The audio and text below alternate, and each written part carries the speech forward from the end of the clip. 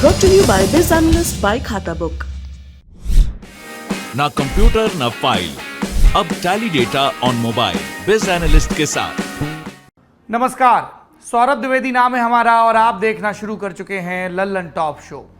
भारत के नक्शे पर आपको क्या नजर आता है? आप हमसे पूछेंगे तो हमें नजर आता है कंफ्यूजन कि किसकी तारीफ करें और किसे छोड़ें। हर सूबा एक से एक है।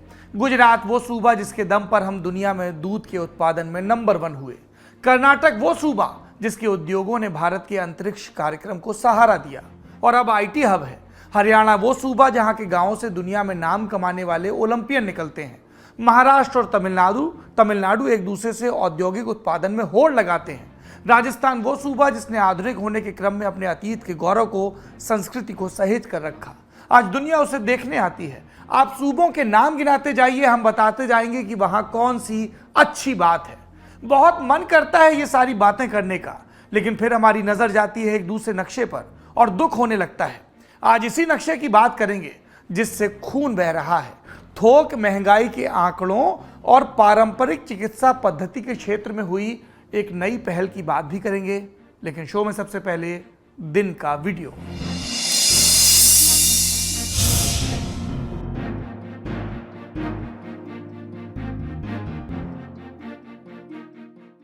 आपके मन में सवाल आ रहा होगा कि दिन के वीडियो के नाम पर हम आपको कुछ स्पष्ट क्यों नहीं दिखा रहे हैं।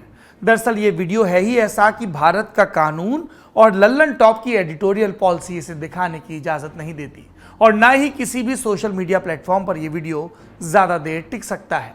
यह एक अपराध का सबूत है, एक व्यक्ति, एक जाति और देश के संविधान के खिलाफ हुए अपराध का सबूत।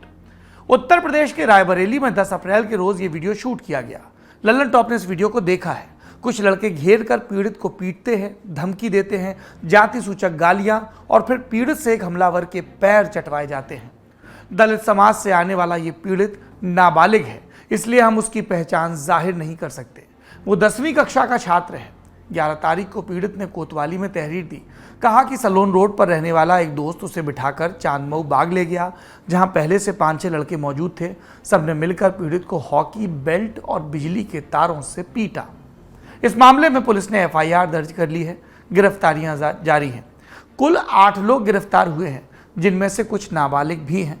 पुलिस का कहना है कि मामला लड़कों के बीच आपसी दुश्मनी का है और इस मामले में SC/ST एक्ट की धाराएं भी जोड़ी गई हैं। वैसे स्थानीय अखबारों में खबर यह भी छपी कि बीते दिनों इलाके के पासी समाज ने थाने का घेराव कर मांग की थी कि मुख्य आरोपी को भी गिरफ्तार किया जाए। उसके बाद आज जाकर उत्तम सिंह की गिरफ्तारी हुई। हिंदी अखबार दैनिक भास्कर में 19 अप्रैल के रोज छपी रपट के मुताबिक ये लड़कों का आपसी झगड़ा नहीं था। अखबार ने लिखा कि पीड़ित के पिता 10 साल पहले गुजर गए थे। मां गांव के दबंगों के खेत में काम करती थी। पीड़ित ने दबंगों से मां की मजदूरी मांगी और यही उसका अपराध था और उसे ये सजा दी गई। बात मजदूरी मांगने की हो या फिर लड़कों का आपसी झगड़ा, ये सोचने वाली बात है कि एक बच्चे को पीट कर तलवे चटवाते बच्चों के दिमाग में ये सब किसने भरा? उन्हें किसने बताया कि वो अगड़ा है और दूसरा पिछड़ा? उन्हें किसने बताया कि एक दलित से तलवे चटवाए जा सकते हैं? और सबसे बड़ा सवाल ये कि जिन लोगों को ऐसी खबरों में दबंग लिख दिया जाता है, आखिर वो कौन होते हैं और उनको उनके हिस्से की सजा क्यों नहीं मिलती? अब चलते हैं दिन की सुर्खियों की तरफ। पहली सुर्खी का ताल्लुक है महंगाई से, लेकिन पहले एक डिस्क्लेमर। क्या महंगा है और क्या नहीं, इस पर अब भारत एकमत नहीं रहा। गली नुक्कड़ पर खड़े अर्थशास्त्री आपको बताएंगे और बता नहीं पाए तो व्हाट्सएप पर लिखकर भेज देंगे कि ना ईंधन महंगा हुआ ना नींबू। कमाते हैं तो खर्चा भी करने लगेंगे। अब लगने लगा है कि अगर पॉवर्टी एक स्टेट ऑफ माइंड हो सकता है तो इन्फ्लेशन भी एक स्टेट ऑफ माइंड ही होगा। तभी तो 18 अप्रैल को सुबह 11:30 बजे भाजपा के राज्यसभा सांसद और बिहार के पूर्व उप मुख्यमंत्री सुशील मोदी ने ट्वीट किया कि रूस और यूक्रेन की लड़ाई के बाद भी पीएम ने नहीं बढ़ने दी खाद्य पदार्थों की कीमत। साथ में एक अखबार की कतरन भी थी जिसमें उस कार्यक्रम का ब्यौरा था जहां पूर्व डिप्टी सीएम जी ने ये बात कही। इस ट्वीट को 24 घंटे भी पूरे नहीं हुए और थोक महंगाई के आंकड़ों पर खबरें इंटरनेट पर तैरने लगी। थोक महंगाई बढ़कर 14.5% हो गई है। ये मार्च 2022 के आंकड़े हैं। इसके साथ ही थोक महंगाई पिछले 10 साल के दूसरे सबसे ऊंचे स्तर पर चली गई है। इससे ज्यादा थोक महंगाई सिर्फ नवंबर 2021 में देखने को मिली थी, तब ये 14.9% की दर से बढ़ रही थी। आप पूछेंगे ये सारी बातें हमें कैसे मालूम, तो जान लीजिए कि थोक महंगाई के आंकड़े आते हैं केंद्रीय वाणिज्य एवं उद्योग मंत्रालय द्वारा जारी किए जाने वाले होलसेल प्राइस इंडेक्स यानी WPI की शक्ल में। थोक और खुदरा महंगाई की गणना सरकार कैसे करती है, इसके लिए आपको कॉमर्स का छात्र होना होगा, पर मोटा माटी इतना जान लीजिए कि थोक महंगाई की गणना के लिए माल की ढुलाई का खर्च, टैक्स और दुकानदार के मार्जिन को हटाकर दाम देखा जाता है। और खुदरा महंगाई से उलट थोक महंगाई में सिर्फ वस्तुओं की कीमत को देखा जाता है, सेवाएं इस गणना का हिस्सा नहीं होती। फरवरी में थोक महंगाई थी 13.11% और जनवरी में थी 12.96%। इसका मतलब लगातार 3 महीनों से थोक महंगाई बढ़ती ही जा रही है। वित्त वर्ष 2021-22 का आखिरी महीना मार्च ही था, तो अब 2021-22 का आखिरी औसत भी लगा लिया गया है, जो कि 13% के लगभग बैठ रहा है। अप्रैल 2012 से खुदरा और थोक महंगाई की नई सीरीज के आधार पर गणना की जा रही है। साल 2021-22 इस सीरीज का सबसे महंगा साल साबित हुआ। लाजमी है कि आप जानना चाहेंगे कि दूसरा सबसे महंगा साल कौन सा था, तो इसके लिए हम आपको हिंदुस्तान टाइम्स अखबार में छपे रोशन किशोर के लेख का हवाला देंगे। रोशन लिखते हैं कि आज से पहले थोक महंगाई का रिकॉर्ड था 2012-13 के नाम। तब थोक महंगाई 6.9% की रफ्तार से बढ़ रही थी। उन दिनों रघुवीर यादव का गाया गाना बहुत चर्चा में था, महंगाई डायन खाए जात है। ताज़ा आंकड़े बताते हैं कि डायन की भूख शांत नहीं हुई, उसके पेट का आकार अब 2 गुना हो गया है। ये ठीक वही कहानी है जो हमने 1 अप्रैल को सुनाई थी। फर्क सिर्फ इतना है कि उस दिन हम खुदरा महंगाई की बात कर रहे थे। तब हमने आपको बताया था कि खुदरा महंगाई 17 महीनों में सबसे ज़्यादा हो गई है। थोक और खुदरा महंगाई बढ़ने का कारण कमोबेश एक ही है, कच्चे तेल की कीमत बढ़ गई, लेकिन केंद्र और राज्य की सरकारों ने टैक्स का बोझ कम नहीं किया। आपको मालूम होना चाहिए कि भारत में केंद्र और राज्य सरकारें मिलकर इतना टैक्स वसूलते हैं कि पंप पर बिक रहे पेट्रोल के दाम में 50 से 52% रकम टैक्स की हो जाती है। इसका मतलब यह हुआ कि जब कच्चा तेल रिफाइनरी से पेट्रोल की शक्ल में बाहर निकलता है, तब दोनों सरकारें मिलकर मूल कीमत पर 100 से 104% का टैक्स लाद देती हैं। यह आपको इसलिए बताया ताकि आप समझ सकें कि ईंधन के दाम में यूक्रेन पर रूसी आक्रमण का हिस्सा कितना है और सरकार द्वारा लगाए गए टैक्स का कितना।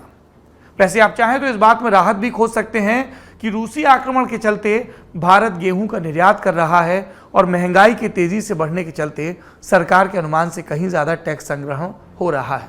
पर चिंता की बात यह है, जो अमूमन देखने को भी मिलता है, कि जब खुदरा महंगाई बढ़ती है तो थोक महंगाई की रफ्तार थमती है। पर इस बार ट्रेंड उल्टा है। इसका मतलब ये हुआ कि महंगाई अभी और रहने वाली है, और इसका मतलब ये भी हुआ कि अपनी सरकारों से सवाल पूछना शुरू कर दीजिए। दूसरी सुर्खी का संबंध है गुजरात से। गुजरात में चुनाव आसन्न है। प्रधानमंत्री नरेंद्र मोदी 3 दिन के दौरे पर हैं। अलग अलग कार्यक्रमों में उन्होंने तकरीबन 20,000 करोड़ की विकास योजनाओं का शिलान्यास किया, लोकार्पण आदि भी। आज प्रधानमंत्री ने बनासकांठा की बनास डेयरी में एक नए डेयरी प्लांट का उद्घाटन किया। इसके बाद उन्होंने महिलाओं के एक सम्मेलन को संबोधित भी किया। प्रधानमंत्री ने कहा कि गुजरात के विद्या समीक्षा केंद्र को दूसरे राज्यों में भी लागू किया जाना चाहिए। इसके द्वारा गुजरात की राजधानी गांधीनगर में स्कूलों के कमांड एंड कंट्रोल को सुनिश्चित किया जाता है। इसके बाद प्रधानमंत्री मोदी जामनगर पहुंचे। यहां उन्होंने विश्व स्वास्थ्य संगठन के महानिदेशक डॉक्टर टेड्रोस अधनोम घेब्रेयेसस के साथ मिलकर WHO global centre for traditional medicine यानी GCTM का भूमि पूजन किया। इस कार्यक्रम के लिए डॉक्टर टेड्रोस खुद भारत आए थे। उन्होंने गुजराती में जनता का अभिवादन किया तो सभी के चेहरे पर मुस्कान तैर गई। डॉक्टर टेड्रोस के अलावा इस कार्यक्रम में मॉरिशस के प्रधानमंत्री प्रविंद कुमार जगन्नाथ भी शामिल हुए। बांग्लादेश की प्रधानमंत्री शेख हसीना, नेपाल के प्रधानमंत्री शेर बहादुर देउबा और भूटान के प्रधानमंत्री लोटाय शेरिंग भी वीडियो कॉन्फ्रेंसिंग के माध्यम से इस कार्यक्रम से जुड़े। आपने मेहमानों की सूची सुनी, अब सुनिए कि ये GCTM क्या है और बनने के बाद क्या काम करेगा। इसके नाम में ट्रेडिशनल मेडिसिन है, तो ये पारंपरिक औषधियों से संबोधित है। WHO के मुताबिक अलग अलग संस्कृतियों के लोगों ने रोग टालने और उपचार हेतु जो ज्ञान, कौशल और परंपराएं अर्जित की, उन्हें ट्रेडिशनल मेडिसिन माना जाएगा। इसके तहत एक्यूपंक्चर और आयुर्वेद जैसी उपचार पद्धतियां आती हैं। 2020 में भारत और WHO के बीच इन पद्धतियों पर काम करने के लिए GCTM की स्थापना का करार हुआ था। भारत इसके लिए तकरीबन 1900 करोड़ रुपए खर्च करने जा रहा है। GCTM के जरिए पारंपरिक पद्धतियों को लेकर वैज्ञानिक तरीके से रिसर्च होगी और विश्व स्वास्थ्य की बेहतरी के लिए पारंपरिक उपचार पद्धतियों का भी इस्तेमाल होने लगेगा। फिलहाल दुनिया में पारंपरिक पद्धतियों का ज्ञान बिखरा है, उसका संकलन नहीं हो रहा, ना ही आधुनिक तरीके से रिसर्च की जा रही है और सारी जानकारी वक्त बीतने के साथ खो रही है। एक दूसरी समस्या यह भी है कि पारंपरिक इलाज के नाम पर कई अवैज्ञानिक तरीके भी उपचार में इस्तेमाल होते हैं। जीसीटीएम इन सब का हल खोजने की एक अच्छी कोशिश है। आखिरी सुर्खी का संबंध है कोरोना से। जी, हमने कल आपको केंद्र सरकार के बयान के बारे में बताया था। इसके मुताबिक केरल की तरफ से 5 दिन के आंकड़े एक साथ जारी करने के बारे में बताया और आंकड़ों में उछाल की वजह भी। आज जारी आंकड़ों में इस बात की तस्दीक होती दिखी। बीते 24 घंटे में पूरे देश में 1247 नए मामले सामने आए, 928 मरीज ठीक हुए, सिर्फ एक व्यक्ति की मौत हुई यूपी में। लल्लन टॉप कोरोना पर नजर बनाए है। जो भी नई जानकारी सामने आएगी हम अपने जरिए आप तक पहुंचाते रहेंगे। ये थी सुर्खियां। अब चलते हैं दिन की बड़ी खबर की तरफ। अप्रैल का महीना आमतौर पर हीट वेव का महीना होता है। देश के ज्यादातर हिस्सों में लू चलना शुरू हो जाती है। सूरज अपनी प्रचंड तपिश पर होता है। लेकिन इस वक्त हीट वेव से भी ज्यादा तेजी से देश में एक दूसरी वेव चल रही है जिसका नाम है हेट वेव। दोनों में फर्क क्या है? हीट वेव में इंसान ज्यादा से ज्यादा घर के अंदर रहता है, ठंडे पेय पदार्थों की तलाश करता है, दिमाग ठंडा रखता है। लेकिन हेट वेव में लोग घरों से निकलते हैं, मंदिर मस्जिद के नाम पर लड़ते हैं, जुबान से आग उगलते हैं और ठंडे पेय पदार्थ के बजाय एक दूसरे की जान के प्यासे होते हैं। हीट वेव में थोड़ी शारीरिक हानि हो सकती है पर बदनामी नहीं होती। पर हेट वेव न सिर्फ एक धर्म या संप्रदाय बल्कि समूचे मुल्क को बदनाम करती है। बदनामी की उस लहर से अब देश का कोई भी कोना अछूता नहीं। उत्तर से लेकर दक्षिण, पूर्व से लेकर पश्चिम तक हर तरफ एक धुआं है जो दो धर्मों की टकराहट से रह रहकर सुलग रहा है। कहाँ है वो धुआं? मैप पर समझाते हैं। आज हम नया व्यवस्था, नया इंतजाम करके आए हैं। शुरू करते हैं दक्षिण की दिशा से। अभी देखिए हमारे भाई साहब इसको, ये बड़ा इंग्लिश आज व्यवस्था है, करेंगे। केरल में पलक्कड़ पड़ता है, पल्लकड़ है, पलक्कड़ को भाई साहब ने पल्लकड़ लिख दिया है। इसको आगे ठीक करवा लिया जाएगा। हम भी थोड़ा भीतर आ जाते हैं। अब देखिए, आप पहली बार टीवी का इस्तेमाल हो रहा है तो मुस्कुराइए कि लल्लन टॉप आधुनिक हो रहा है। यहां पे क्या हुआ? आरएसएस के कार्यकर्ता की हत्या हुई। उससे पहले पीएफआई कार्यकर्ता की आपने देखा होगा। पिछले दिनों संसद में अमित शाह ने इन राजनीतिक हत्याओं का जिक्र करते हुए लेफ्ट पार्टियों पर निशाना साधा था क्योंकि वहां पर पिनराई विजयन की सरकार है।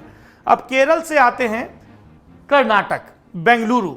अजान के स्पीकर पर लगातार विवाद चल रहा है और भी यहां पर सांप्रदायिक तनाव की घटनाएं जिसके बारे में बात करेंगे। फिर और ऊपर आते हैं कुर्नूल। हनुमान जयंती के दिन यहां पर हिंसा हुई। ये देखिए, हुबली 16 अप्रैल को हिंसा हुई, थाने के बाहर पथराव हुआ। देश के झंडे में आगे बढ़ते हैं महाराष्ट्र। लगातार मुंबई से खबरें आ रही हैं, अजान के लाउडस्पीकर का विवाद और दूसरे विवाद। और ऊपर आते हैं महाराष्ट्र में ही अमरावती। 17 अप्रैल को झंडा फहराने पर यहां पर विवाद हुआ, हिंसा हुई। ये देखिए, महाराष्ट्र से आगे गुजरात आ गए। बड़ोदरा बाइक टक्कर हुई, सांप्रदायिक रंग ले लिया हिंसा ने। आणंद रामनवमी के दौरान हिंसा हुई, एक मौत हुई। साबरकांठा, हिम्मतनगर में यहां भी रामनवमी के दिन हिंसा हुई। ऊपर आते हैं राजस्थान, करौली। रामनवमी के जुलूस के बाद 2 दिन तक हिंसा हुई। और ऊपर आते हैं हरियाणा का भिवानी। ढाणा रोड पर मजार तोड़कर मूर्ति स्थापित कर दी गई। हिमाचल का ऊना, धर्म संसद के नाम पर उकसाने वाला भाषण। रुड़की, हनुमान जयंती शोभा यात्रा के दौरान हिंसा और आगजनी। दिल्ली, जहांगीरपुरी में हनुमान जयंती के दिन दंगा। यूपी का कानपुर, 17 अप्रैल को हिंदू राष्ट्र बनाने का प्रस्ताव। मुजफ्फरपुर, बिहार में रामनवमी के दिन मस्जिद पर झंडा। और नीचे आते हैं झारखंड का लोहरदगा, रामनवमी और जुलूस को लेकर हिंसा। बंगाल का हावड़ा, यहां भी रामनवमी जुलूस, हिंसा, कई घायल। इस हेट वेव को कैसे रोका जाए, इस पर बात करनी है आज। भारत के नक्शे पर ये लाल लकीरें किसी भी सामान्य शख्स के लिए चिंता का विषय हो सकती हैं। अगर ऐसा नहीं लगता तो नए सिरे से चिंतन की हमें और आपको जरूरत है कि एक बार फिर से शिकागो में दिए स्वामी विवेकानंद के दिए उस भाषण को याद किया जाए जिसमें वो कहते हैं, मुझे गर्व है कि मैं उस धर्म से हूं जिसने दुनिया को सहिष्णुता और सार्वभौमिक स्वीकृति का पाठ पढ़ाया। हम सिर्फ सार्वभौमिक सहिष्णुता पर ही विश्वास नहीं करते, बल्कि हम सभी धर्मों को सत्य के रूप में स्वीकार करते हैं। मुझे गर्व है कि मैं उस देश से हूं जिसने सभी धर्मों और सभी देशों के सताए लोगों को अपने यहां शरण दी। 1893 में जिस मंच पर खड़े होकर वो अमेरिका के विद्वानों को हिंदुस्तान का परिचय देते हैं, वहीं पर वो सांप्रदायिकता पर चोट भी करते हैं। सांप्रदायिकता, कट्टरता और इसके भयानक वंशजों के धार्मिक हट ने लंबे समय से इस खूबसूरत धरती को जकड़ रखा है। उन्होंने इस धरती को हिंसा से भर दिया है और कितनी ही बार यह धरती खून से लाल हो चुकी है। न जाने कितनी सभ्यताएं तबाह हुई और कितने देश मिटा दिए गए।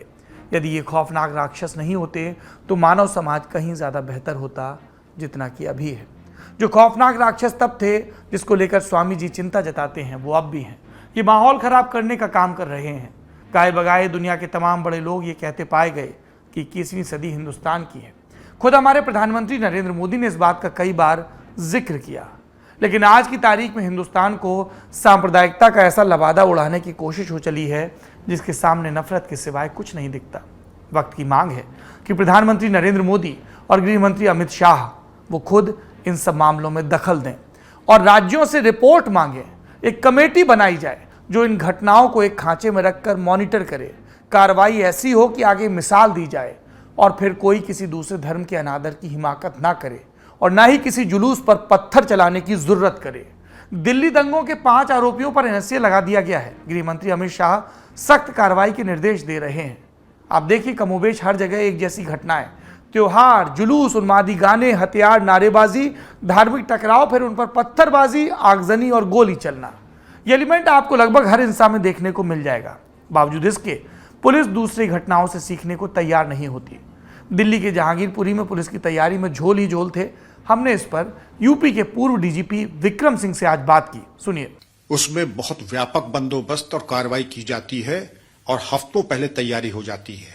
हर थाने में हिंदुस्तान के 6-7 रिकॉर्ड ऐसे होते हैं जो कि इस तरीके के त्योहारों के बारे में लेखा जोखा और जानकारी रखते हैं। मसलन त्योहार रजिस्टर यानी फेस्टिवल रजिस्टर, रजिस्टर बदमाशान, सांप्रदायिक गुंडा रजिस्टर, सांप्रदायिक सूचना रजिस्टर, थाना अध्यक्ष गोपनीय डायरी आदि।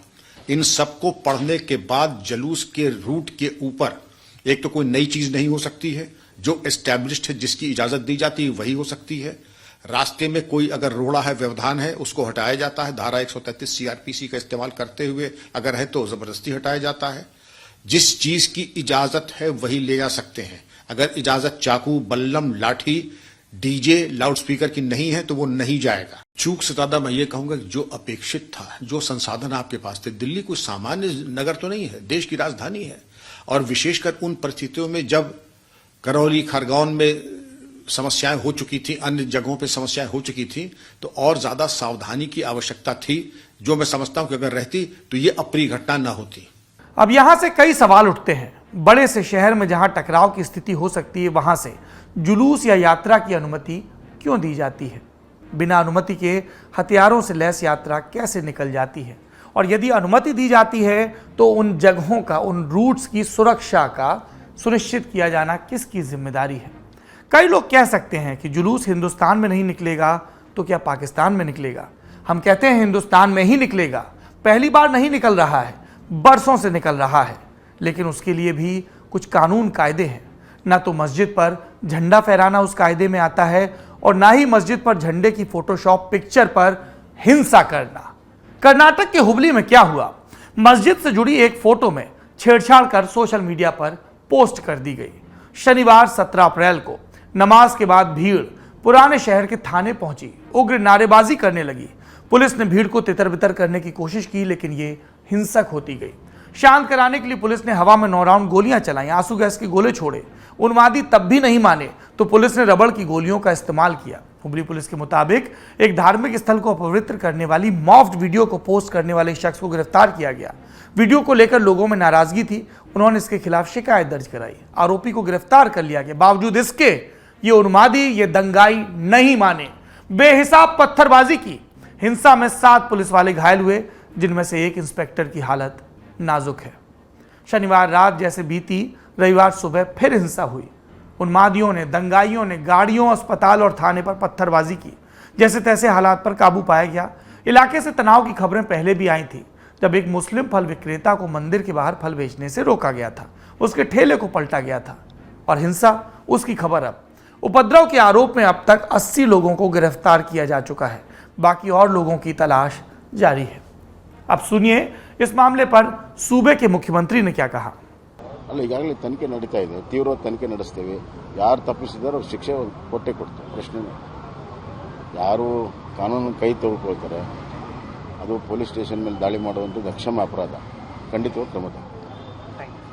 इबादत को इल्म की पहली तालीम माना जाता है। एडिटेड वीडियो और फोटो को देखकर उकता जाना, हिंसा करना, ये कहीं से भी जायज नहीं है।